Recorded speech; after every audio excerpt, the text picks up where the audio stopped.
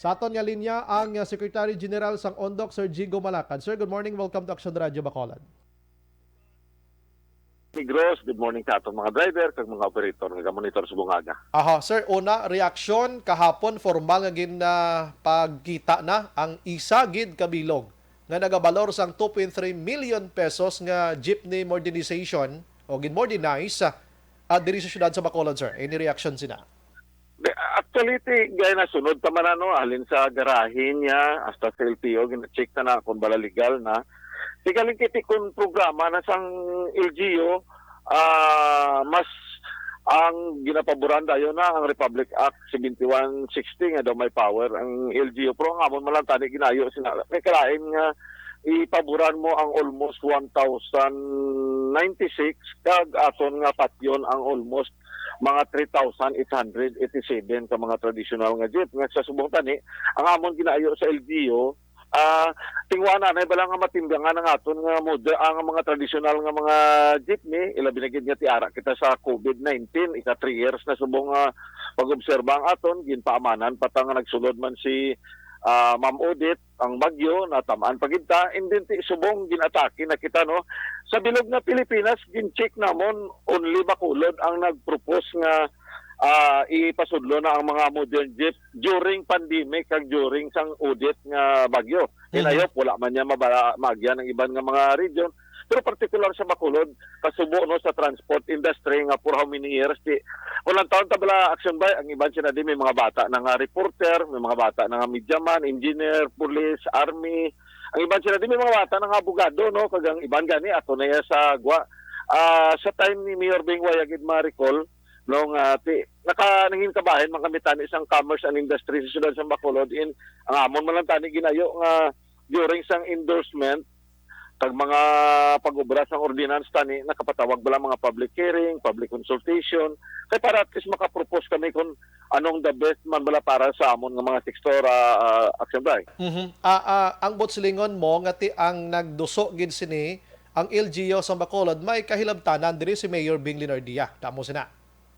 Well, ang pinakamasubo, pinagidya kasubuan namon kay last January 12, gin-invite kami no, sang Office of the City Mayor, together with mag-asawa, no, si Ma'am Jen, sang CPDO, kag si Consial Dindo Ramos, sang Committee on Transportation. 4 o'clock kami nagabot sa NGC, tulat kami kung sinong bisita, way man kami kabalong nga mosto. And 7:30, nakakaon kami ito, daw snack. Nag-abot ang central office ang LTFRB, kabalugin na ang bilog nga Negros, nga kung tawgan ni siya ang regional office ang LTFRB, perti kabudlay do, bungol, tuyo, hindi mo wala mabatsagan nga may office. Din, nag-abot 7:30, ang amon galito ya pagpungko, masaksi kami sa isa ka turnover, nga patyo na ang amon nga industriya. So, nakahibi kami kag tidutay nga mga komosyon dito. Nag-react man gani si Consial Dindo Ramos kay silinggo nga agin patawag niyo pa kami nasubuan ta bala nga historically ang transport nakabulig man ni siya mo sa aton nga society even do nga panawag sa amon kun kisa mga GEGO ulugtasan sa dalan wala gailis daw ka baho na gid, gusto ulugtasan. Pero at least nakabuli kami bala in how many years pagsugod ng Pilipinas, nangin kabahin kami. But din last na naton nga pag-upod sa LGU, kay gindeklarar na nila, kag turnover na ang City Ordinance 966, including na ang local public transport route plan para sa almost 1,096 ka modern jet nga magabiyahe sa almost 23 ka ruta sa syudad. Ining 1,026 nga ini isan o gini mag-umpisa na sir, may ideya ka kay sunod diri sa LTFRB until April na lang ang mga tradisyonal. Pagka April 1, posible way na kamoy ang mga daan nga mga salakyan da. Yes, ang ilang procedure para hindi react ang aton ng mga driver kag mga small operator diri sa Negros tagaan kana nila daw provisionary authority no until April 2022 lang. So basisyon na siya nga daan isa ka dako nga paghampak no sa Pilipinas kag ginbayular mo ang Republic Act 4136 nga dapat kung mag-issue kita ya franchise pagkuha na mo, tag 5 years na kung sa jeep, kaya nagaguba ni. Kung radio station, nung pag-insindi na mo, 25 to 50 years. Kung cementerio, daw 100 years. Ang Pina, daw ara na sa 10 years. Pero ang jeep ya, may 5 years na. Kaya gailis man tayo unit. Pero subong, hasta na April ang amon ng mga provisionary authority. So para mapilitan ka nga i-phase out, hindi ka na lang magkanto sa Iloilo. Okay. So, lauman tani sa Abril 1 to 22, waay na kamo di sa dalanon, sir? Amo ning aton gid nga expectar. Waay na. Well, illegal na kami. Kaya ang gadeklarar no less than mayor sang Committee on Transportation sa bakot ng PP Planning CPDO officer, si Ma'am Jen Ramos. Sinugi kami abing nga magbato. Kaya as law-abiding citizens, kag bilang public utility vehicle driver, na tuman ta sa lahi mo. Alang-alang kita mabato kay si Bing ang mayor, si Consial Dindo ang sa committee, kag si Ma'am Jen ang sa CPDO. Unless siguro nga may mangayo buling na tagagwa sa Bacolod, ito kita mga kotakot, mga saging, uling, pinya, kargahan baboy, kaya wala naman niya pagpalangga ang local government unit sa Bacolod sa mga traditional ng mga jeep. Balik kita gamay diri na mention mo nga pag turnover sang sining plano nga pag-umpisa sining modernization nga ini. Ara si Councilor Dindo Ramos, chairman sang Committee on Transportation. Pero nakuhaan namon sang palayag si Ramos kahapon. Suno siya dirigin klaro niya nga wala sang participation ang lokal nga panguluhan sa syudad sa Bacolod angot sa ginpatigayon nga launching lang guro kahapon sa modernized jeepney nga ini. Pero base may ideya na ginman siya kay ambal niya diriyo ang aktibidad inisyatibo lamang sang LTFRB, iban nga ahensya sa gobyerno, mga pribado nga mga operator kag iban nga sektor suno kay Ramos. Diway siya ginpabalo gali kahapon nga may launching na sini pero may ideya siya nga amo na ning matabo sa sini nga tuig. Ikaladlawan na kay hindi ka naman dapat tubalon kay nag-turnover ka na gani sa central office ng LTFRB. So ngunit ka na nga mag-participate kay may seremonya na nga natabo mo. Halimbawa, natapos na ang seremonya sa kasal. Makadto na ta sa binyo, makinao na ta, hindi naman nakinanglan nga ambalon ka pa. Agahon ka pa, kaya kabahin ka na ganit sa seremonya sa simbahan. Di may mga pulungkuan ka na, kung nga na-reservar. Daw ka, kung bala daw ka inconsistent, ngati nag-turnover na ka mo, may formal na nga mga resolution, may formal na nga City Ordinance 966 series of October 2021. So, hindi naguro mo ang dapat sinaguro tani ginarespeto man namon kiti sila ya amay sang syudad. Batin kung magpawala kita nga daw wala kita ya kabalo daw kapigaw na bala. Mabudlayan kami mag-justify kami man mismo nga mga tradisyonal. Mabudlayan kami mag-justify nga amo ni may mga palangga patanga konsyal. Dapat gurong ang sabat sa to. Ang sabat sa to dapat ang sabat sa to dapat ang sabat niya dapat gina-expect na namon. Damon tani no? Very good. Siya gina-expect na namon nga matabo ina kay ti may ideya naman gali. Anyways, basi nalipat lang si Attorney Dindo Ramos. I-check nato na biliwat yung isa ining pandemya kakalipat do sobra pa ni sa amnesia Sir Jeg mo. Yes, kag kabalo nga naigo man si Konsyal Dindo sang COVID, insindihan ta na basta health na gani ang problema sang tao. Ma-justify taman ang malipaton man ta kung kisa. Pero nga, tani, gayo kami sila for the last time. Gayo kami tani nga, i-recall lang anay, kag i-review nato, makakanda kita sa mga public consultation, public hearing. Kag i-invite nato ng tri-media para proper, bala kag hindi matawag nga midnight ordinance na ang nag-compose, asawa ang nag-propose mana. Forte, may composer, may writer, Sinong singer? Yes. Sinong singer? Siyempre ang alkalde, no? Kaya siya siya nagpirma mo. Pero ang nagambal sina iyang conjugal ordinance no lisdan aton city mayor kag ang chairman sang LTFRB hindi na nagalin sa amon kay sakit man pamatian kay Konsyal Dindo Ramos. Yes, kabalo ka si Councilor Ramos nagabuli gini sa transport. Una siya gini permi nagahatag sang simpatiya sa inyo. Pero amo na sa 1026 ang inyo ning mga operators under sa Undok kag iban pa no may feedback dato ya gapon nga nagtambong mo. Pero sa Undok, may operator Sir Jeg, nag-intra sining 1026? Wala gid. Kay upod kami ni Mambit kagapon, upod kami ni nung GC, ang sa Stone, sa Pibak, upod kami sang isa ka dako man din nga grupong Shopping Libertad, no? Ang dako man nga operator. Oo. No, tatlo na sila, ang Sakay, Tatsmove. Inistoryanay kami to kay may mga lawyer man nga naga-attempt nga Oo. makaistorya kay Consiel Dindo Ramos kay Mayor Bing. Tinggal lang kami kung ano pang posible nga mahimo nila Aha. before mag-start ang March 16 nga local campaign. I see. So, meaning may paabuton kita nga protesta gikan sa inyo, sir. May paabuton kita. Well, before sang campaign period, for the last time siguro ginapabalo na namon sa siyudad sa Bacolod basi makahiwat kami sang isa ka dako nga untat biyahe. Obserbahan nato ng Bacolod nga kung wala na ang tradisyonal nga mga jeep sa April, Aha. anong dagway sang aton nga siyudad in kabay mainsindihan ni Mayor Bing, ni Consiel Dindo nga hindi makabulig sa ila ang LTFRB kundi ang makabulig sa ila ang pumuluyo nga ari diri naga-star, ang stakeholder nga Bacolod nun, kag ang taxpayer nga ari diri.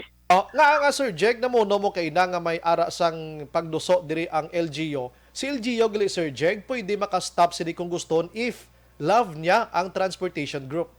Yes, very good nga pamangkot namin, no? Kay base sa Republic Act 7160, kag sa Joint Memorandum Circular sang DOTR kag DILG, mas ang may power nga maka-request kag makapahold ang local government unit na nami nga term. Galing kay kung depende na mo kung palangga mo tong mga investor nga mga kadto dere kay ang Bacolod as a friendly business. Balikan ta kay sa friendly business city na to. Balikan ta last 9:15 kaluluoy ni mga driver tali kag mga operators Bacolod mo for how many decades mga kaksyon nga mo ning ilagi na pangabuhian ti subong malastra gini sila kay tinagumpisa didto na ta sa business friendly city Sir Jeg. Oo, manusunod na si Indiano, si Australiano, kag si Chino. Tatlo na sila ka kompanya no nga nagkobra sang modern jet. Nga kung imo lang taon ang criteria kag ang statistic sa aksidente ambot lang ko namo nang matuod mas hindi bakod ang salakyan nga sagwa. Kasi kabalo na tagan even ang big bus company dire makitaan mo ya bakod gid siya kay bisan kisa maka-aksidente siya daw hindi siya bala dali-dali magguba kay ang gobra Pinoy mo kabalo siya sang criteria. Pero wala ko ya ka-discourage sa sagwa ha. Ang nalawayan ko lang di kay may ara nga dapat ang Pilipinas may Republic Act na siya nga pre-enterprise.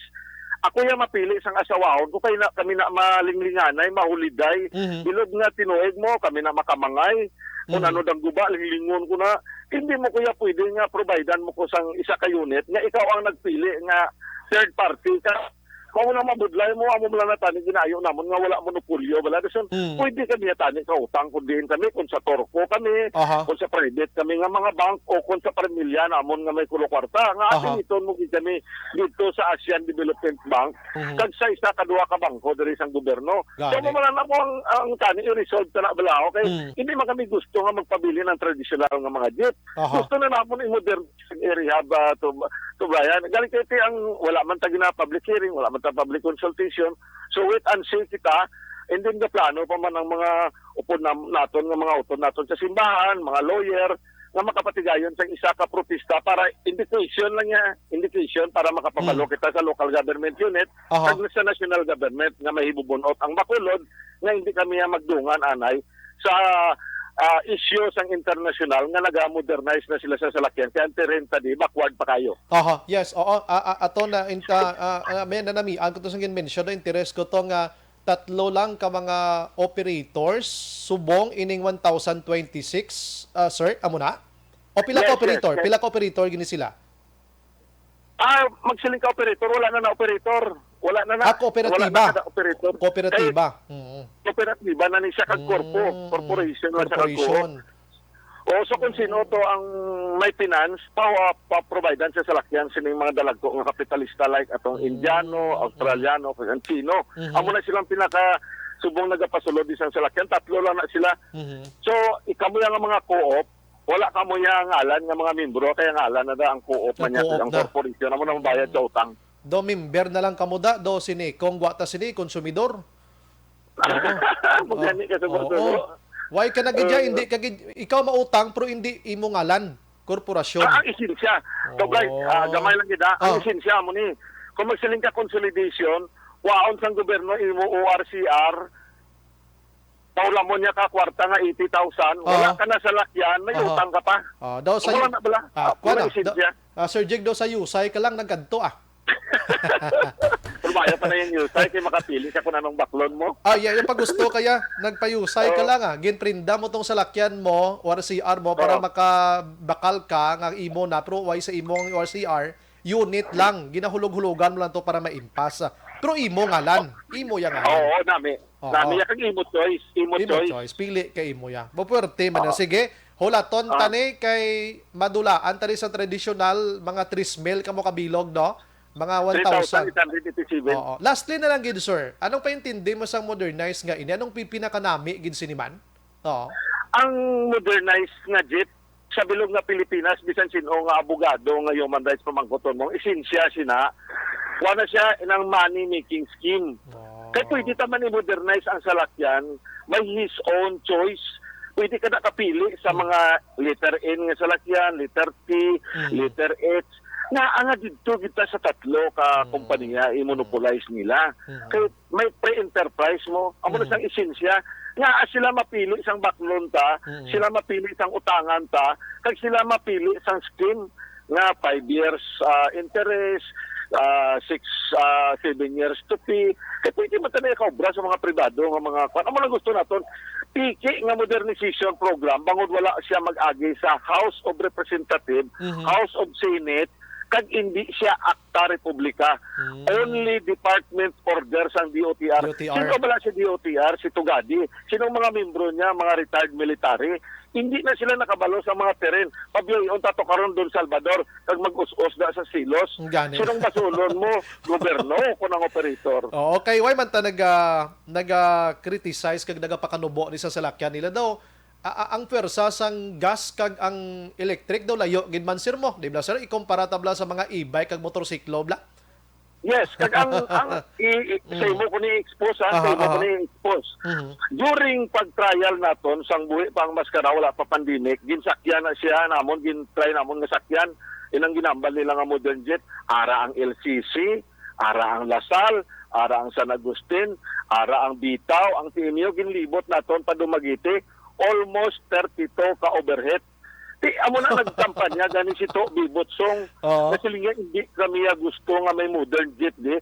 Magluwas nga sa gabal sa salakya, sa dalan, kay taas siya kag mas risgo pa na siya kay computerize siya. Kaya ang computer dapat indoor na iya, hindi mo na iya pwede i-outdoor kay galapat ka sa mga baha, danaw, taklaron. That's why, ang amo ni namiyan ko ni sa imo, aksyon guy, dapat transparent mo lang ang gobyerno. Hindi kapag yung monopolyo ang ideya. Kaya base ang driver, yung organic nga nag-drive ka dadlaw, amo siya makabalo sang salakyan para sa sina nga teren. Kaya kung butangan mo na siya karon pigaw nga salakyan ang Don Salvador to San Carlos, sino nakataya na kaya hindi natubo ang karga? Tataho na. Base umatras tungod, no? Pero why naman kuha ng kapasidad nila. Anyway, sulaton ta na.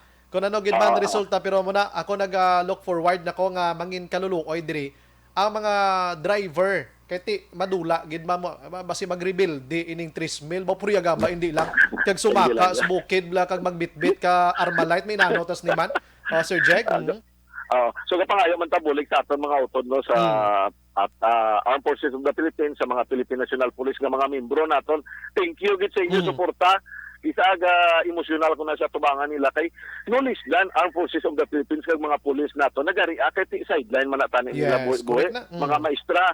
So amo lang naguro salamat gid sa mga oportunidad nga ti amo ning kabuhi namo na interview nyo kami for how many years sabay na may interview pa kamo Japon sa amon bisan wala na kami sa dalanon.